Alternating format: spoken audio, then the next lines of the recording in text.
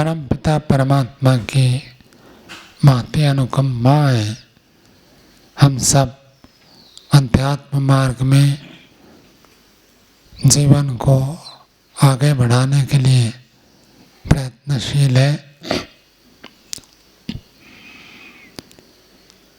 व्यक्ति के जीवन में 3 प्रकार के साधन होते हैं जिससे व्यक्ति उन्नति को प्राप्त करता है। उन 3 साधनों को हम बहुत बार जानते हैं, सुनते हैं। कर्म, उपासना, ज्ञान। व्यक्ति जब कर्म करता है तभी उन्नति को प्राप्त करता है। जो कर्म नहीं करता है वो उन्नति को प्राप्त नहीं करता है। कर्म हमारे जीवन में बहुत महत्वपूर्ण है। वेद तो यहाँ तक कहता है, कुर्वन् एव इह कर्माणि जिजीविषे शतं समा। 100 साल तक जीने की इच्छा करो, लेकिन इच्छा कैसे करो? कर्म को करते हुए जीने की इच्छा करो। जो कर्म नहीं करता है, नहीं करना चाहता है, उसको जीने की इच्छा करने का भी अधिकार नहीं है। जीना चाहते हैं तो कर्म करना ही पड़ेगा। बिना कर्म के कोई भी व्यक्ति उन्नति को प्राप्त नहीं कर सकता। और मनुष्य जीवन मिला ही इसके लिए है। पशु पक्षी योनि तो केवल भोग योनि है। अपने पिछले कर्म का फल वो भोग करते। यदि पशु पक्षी योनि में भोग करते हैं तो कर्म कब करते?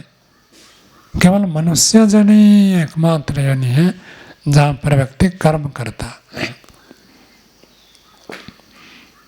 तो यह कर्म करेगा तो मनुष्य जन्म में भी फल मिलता है और अन्य योनि में भी फल भोगना पड़ता है। मनुष्य जन्म उभय योनि कहा गया। यह कर्म भी करते हैं, भोग भी भोगते हैं। केवल भोग भोगना यह मनुष्य जीवन का प्रयोजन नहीं है। कर्म करना है। कर्म तो सभी करते ही है। हर समय कर्म होता है। हर सेकंड आप देखेंगे हर व्यक्ति कुछ ना कुछ करता है। कुछ नहीं करता है, सो जाता है, तो सोना भी एक कर्म है। और यदि ठीक हम शयन करते हैं तो बहुत लाभदायक होता है। गीता में तो यहाँ तक कह दिया, युक्ताहार विहारस्य युक्त स्वप्नस्य चेष्टस्य। युक्त स्वप्न, स्वप्न का अर्थ हुआ निद्रा। जब ठीक समय हम शयन करते हैं तो वो भी एक कर्म है।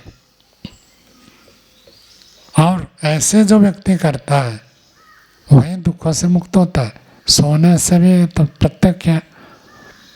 दिन भर काम करते थक जाते हैं, जब शयन करते हैं, विश्राम होता है, तो व्यक्ति को बड़ा सुख मिलता है।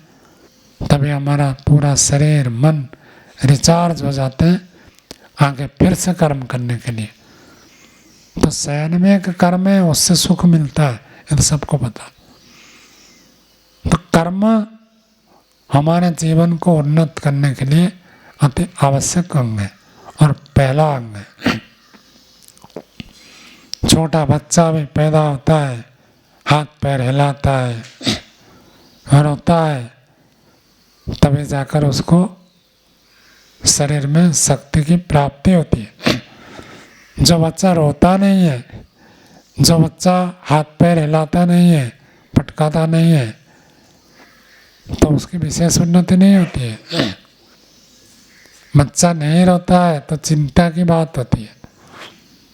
बच्चा पैदा होने के बाद ना रोए तो उसको थप्पड़ मारते हैं ताकि वो थोड़ा रोने लग जाए। रो रहा है मतलब ठीक है। कर्म तो जन्म होते ही शुरू हो जाता है, जैसे माँ के गर्भ से बाहर निकलता है कर्म शुरू हो जाता है। तो वो कर्म तो सभी करते हैं, तो उसमें तो कोई बड़ी बात नहीं है।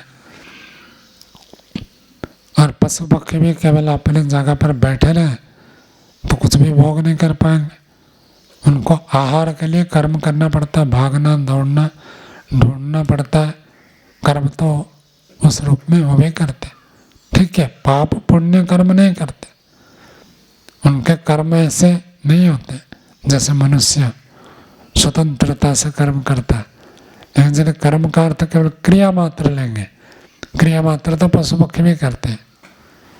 दोनों बातें आपको समझ में, क्रिया मात्र एक अलग चीज है और कर्म जिसका फल सुख दुख प्राप्त होता है वो अलग है। क्रिया का फल नहीं होता। हर क्रिया का नहीं। आंख को झपका दिया तो ये भी तो एक क्रिया है, इससे आपको कोई फल मिलेगा, पुण्य पाप मिलेगा, ऐसे नहीं है। तो महावास्य में यद्यपि वो व्याकरण का ग्रंथ है, लेकिन कभी कभी ऐसे दार्शनिक बातें चर्चा करते, कहते कोई जमाई लेता है, अब इसको कोई फल नहीं मिलेगा, हाथ हिला दिया, गर्दन टेढ़ा कर दिया, कुछ खुजली हुई तो खुजला दिया, ये सब क्रिया है, लेकिन इसका कोई फल मिलेगा, पुण्य हो जाएगा पाप हो जाएगा, ऐसी बात नहीं है। तो इसलिए महर्षि दयानंद लिखते हैं, मन वाणी शरीर से जो चेष्टा विशेष करते हैं उसी को कर्म कहा जाता है।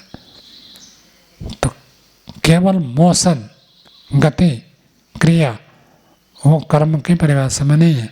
दार्शनिक दृष्टि से कर्म का अर्थ होता है जो पाप पुण्य वाला कर्म ही आता है। तो ऐसा कर्म तो केवल मनुष्य करता है और कर्म करने से उन्नति होती है। तो पाप कर्म करने में उन्नति नहीं होगी, पुण्य कर्म करने से उन्नति होती है। और पुण्य तभी व्यक्ति कर सकता है जब व्यक्ति के अंदर कुछ त्याग की भावना हो, और त्याग की भावना से युक्त होकर, परोपकार की भावना से युक्त होकर जो कर्म करता है वो निष्काम कर्म कहलाता है। तो निष्काम कर्म करें तो व्यक्ति की तीव्र उन्नति होती है, जल्दी उन्नति होती है। जितना जो व्यक्ति निष्काम कर्म करने में कुशल होता है आध्यात्मिक दृष्टि से, उतना अधिक उन्नति होती है। मनुष्य पाप आचरण क्यों करता है? क्योंकि स्वार्थ है, अपने सुख के लिए तो पाप करता है। जैसे ही निष्काम कर्म करता है, आरंभ करता है, वो स्वार्थ की प्रवृत्ति नष्ट होती है। स्वार्थ की प्रवृत्ति नष्ट होने से पाप की प्रवृत्ति नष्ट हो जाएगी। पाप तभी व्यक्ति करता है जो स्वार्थी है। आप कहोगे कल ही तो आपने पढ़ाया स्वार्था पुरुष, पुरुष तो स्वार्थ होता है, तो सबको स्वार्थ होना है। वो स्वार्थ परमार्थ के लिए है। यहाँ जो लोक में जो स्वार्थ है वो निंदित स्वार्थ है। पढ़ाते समय हमको उपाध्याय जी ने बताया कि स्वार्थी होना तो ठीक है, सब स्वार्थी है, सबके अंदर अपने अपने प्रयोजन है, बिना प्रयोजन में तो कोई काम करता ही नहीं है। लेकिन जो अति स्वार्थी होता है तो उसके स्वार्थ भी समाप्त हो जाता है।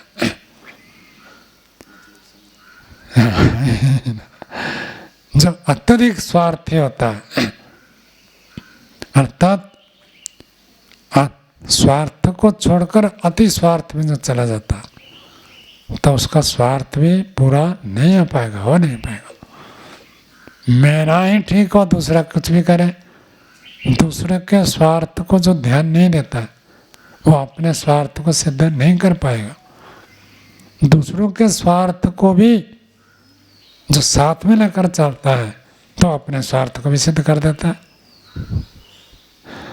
नारा बनाया ना, सबका साथ सबका विकास, सबको साथ लेकर चलेंगे सबका विकास होगा। ये कोई नई बात नहीं है। महर्षि दयानंद ने क्या लिखा, प्रत्येक को अपनी ही उन्नति में संतुष्ट न रहना नहीं चाहिए, किंतु सबकी उन्नति में अपनी उन्नति समझनी चाहिए। सबकी उन्नति हो जाए तब तो मेरी भी उन्नति होगी। सबको यदि प्रसाद बंटेगा तो हमें भी मिल जाएगा। और जो सोचता है कि केवल मैं ही सेवन करूं तो ज़्यादा दिन नहीं चलेगा। तो स्वार्थ तो ठीक है, सब अपने अपने प्रयोजन को पूरा करना चाहते हैं, करना ही पड़ेगा, लेकिन हमारे स्वार्थ से दूसरे का स्वार्थ बाधित ना हो। अब कोई कहेगा परमात्मा ने हमको स्वतंत्रता दी है, हम परतंत्र थोड़ी है, राष्ट्र हमारा स्वाधीन है, स्वतंत्र राष्ट्र है, तो हम स्वतंत्र हैं। लेकिन हमारी स्वतंत्रता दूसरे के स्वतंत्रता को बाधित न करे। अब कोई कहेगा मैं स्वतंत्र हूँ, मैं अपने मकान में रहूँ, दूसरे के मकान में रहूँ, स्वतंत्र हूँ, मुझे कोई रोक टोक नहीं है। तो दूसरा व्यक्ति जो क्या कहेगा, मैं भी तो स्वतंत्र हूँ। तो हमें वो समझना है, स्वार्थ स्वतंत्रता, स्वतंत्रता भी है और दूसरों की स्वतंत्रता को बाधित न करने वाला स्वतंत्रता है, हमारा कल्याण करता है। ऐसी स्वतंत्रता जो दूसरे की स्वतंत्रता को बाधित करे, हम स्वतंत्र नहीं रह पाएंगे। जेल में जाना पड़ेगा, या तो जेल जाएंगे या तो पागल खाने में जाएगा व्यक्ति। तो कर्म करना है। कैसे कर्म? स्वार्थ को छोड़कर।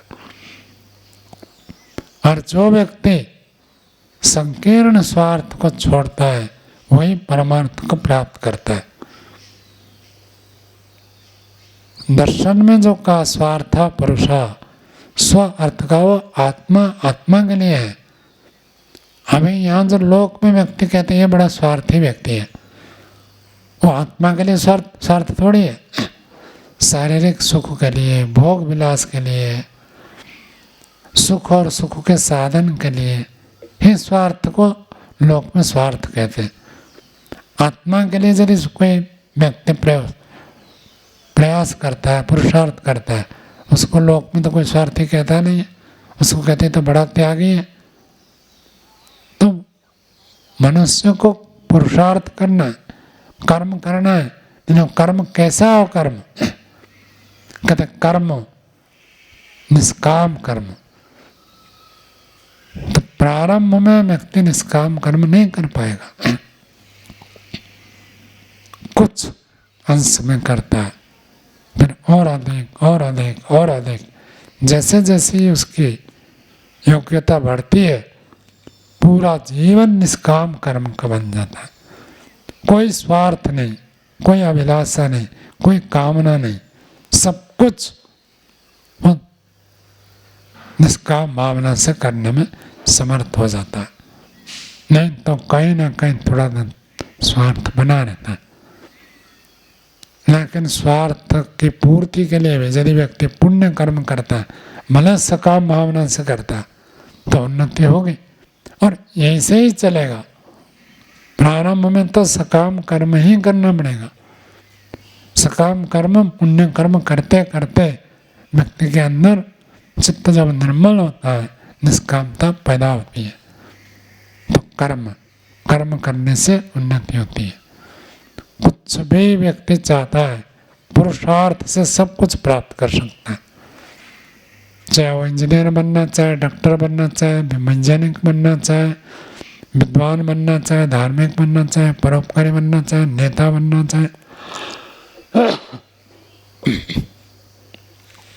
कुछ भी चाहता है सब कुछ प्राप्त कर सकता है, बशर्त क्या है? कर्म करना पड़ेगा। जैसे कर्म करेंगे वैसे प्राप्ति होगी। तो कर्म हमारे जीवन को उन्नत करने के लिए एक महत्वपूर्ण साधन है। कर्म के बाद दूसरा होता है उपासना।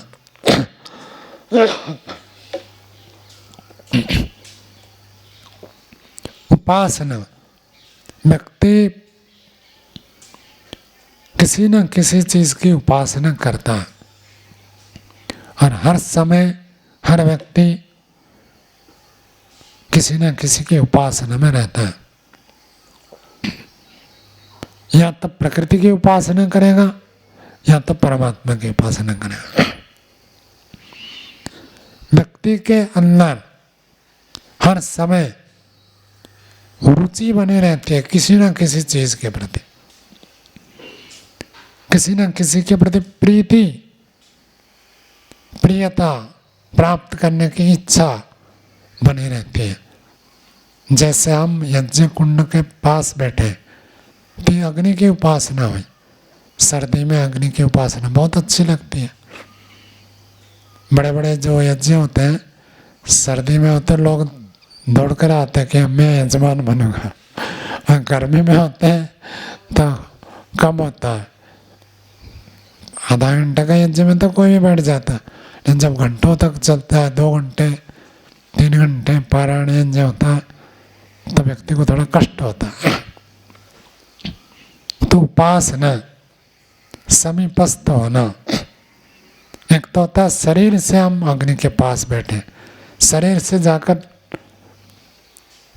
पानी से नहाते हैं, डूबते हैं, तैरते हैं, वो पानी की उपासना।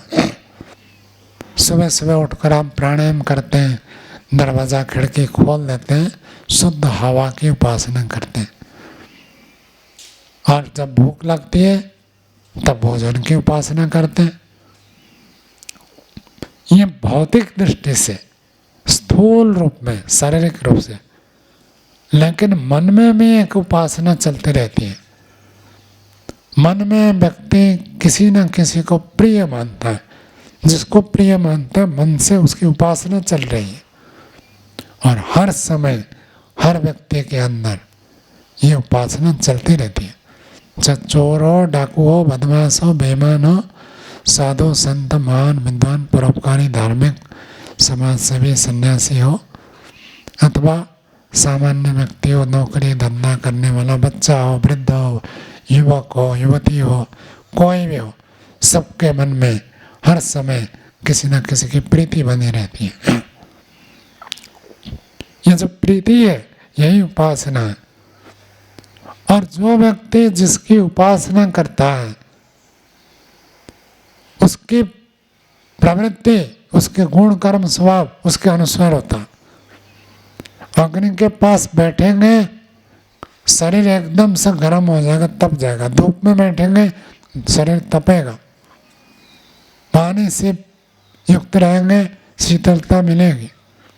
भला आप गर्म पानी से नहाते, थोड़ी देर बाद देखिए पानी से नहा लिया, तब उसके बाद आपको शीतलता ही मिलेगी। पानी का धर्म है अपसु शीतता। तो जिसकी उपासना करते उसका गुण हमारे साथ में हो जाता है, जुड़ जाता है। तो व्यक्ति एकाएक न साधु संत सन्यासी विद्वान बन जाता है, न एकाएक कोई व्यक्ति चोर डाकू बेईमान बदमाश बन जाता है। जन्म से कोई चोर नहीं होता है, कोई डाकू नहीं होता है, कोई विद्वान नहीं होता है। जिसकी हम उपासना करते हैं उसकी हमें प्राप्ति होती है। धन की उपासना करता है, दिन रात धन के लिए सोचता है, वो धनी बन जाता है। इस जन्म नहीं तो अगले जन्म में बनेगा। धन में एक एक स्टेप उन्नति करते करते जाता है, निश्चित रूप से बनेगा। जितने भी सब धनी बैठे हैं ऐसे नहीं कोई धनी बन जाता है। एक MBA किए हुए एक सन्यासी का प्रवचन सुना था मैंने। उन्होंने कहा संसार में 3000 बड़े बड़े जो धनी हैं सभी देश पूरे विश्व धरती में, उनका गवेषणा उनके अनुध्यान किया गया, स्टडी की गई। तो पाया गया कि उसमें से 70% जीरो से हीरो बने, अर्थात गरीबी से पुरुषार्थ के बल पर बड़े धनी के स्तर पर बने। और माता पिता के संपत्ति पहले थी और वो उसी को बढ़ाए, उसी को बनाए रखे, ऐसे केवल 30% है। 70% लोग अपने पुरुषार्थ से, अपने बल पर, अपने उद्योग से, अपने श्रम से, अपनी योग्यता से वहां तक पहुंचे। और अनपढ़ व्यक्ति भी बहुत कुछ कर देते हैं, बड़े बड़े फैक्ट्री के मालिक बन जाते हैं। ये तो बहुत प्रसिद्ध है, मिलता है। क्यों ऐसे बन गए? हम सब जानते हैं आर्य समाज के प्रसिद्ध MDH वाले अभी तो नहीं रहे, तो दिल्ली में टांगे चलाते थे और वहाँ से पूरा इतना बड़ा साम्राज्य खड़ा कर दिया। उनके MDH मसाला देश विदेश, विदेश में बहुत आदरित है। विदेश में तो मसाले ज़्यादा नहीं होते, भारत से ज़्यादा। कैसे वहाँ तक पहुँचे? उपासना। ऐसे मैंने प्रत्येक एक व्यक्ति मिला हूँ, तो गुरुकुल के सभी ब्रह्मचर्य आचार्य से घूमने जाते हैं साल में एक बार। तक बालाजी नमकीन आप लोगों ने सुना होगा, उन्होंने बताया खुद वो पहले घर में नमकीन बनाकर मोमबत्ती से प्लास्टिक को सिलाकर घर घर जाकर साइकिल में बेचते थे और उनके नमकीन लोगों को पसंद आया, तो लोगों रख कर उन्होंने बढ़ाया और बढ़ाया और बढ़ाया। तो फिर वो बता रहे थे आज उनके कितनी गाड़ियां हैं जो रोज नमकीन सप्लाई करती। शुरू कहाँ से किया? केवल अपने घर में पत्नी बनाती थी, पत्नी लेकर साइकिल में घर घर बेचते थे। कैसे पहुंच गए वहां तक? उपासना। दिन रात केवल व्यक्ति उसको सोचता है कैसे और अधिक करूं, कैसे बढ़ाऊं, कैसे बढ़िया हो सकता है, और अच्छा और ऊंचा और तेज। जिसकी उपासना करता है वह पहुंच जाता। केवल धन के क्षेत्र में नहीं है। ये स्वामी जी जानते हैं, आचार्य विजयपाल प्रचेता जी बहुत बड़े साहित्यिक विद्वान हैं।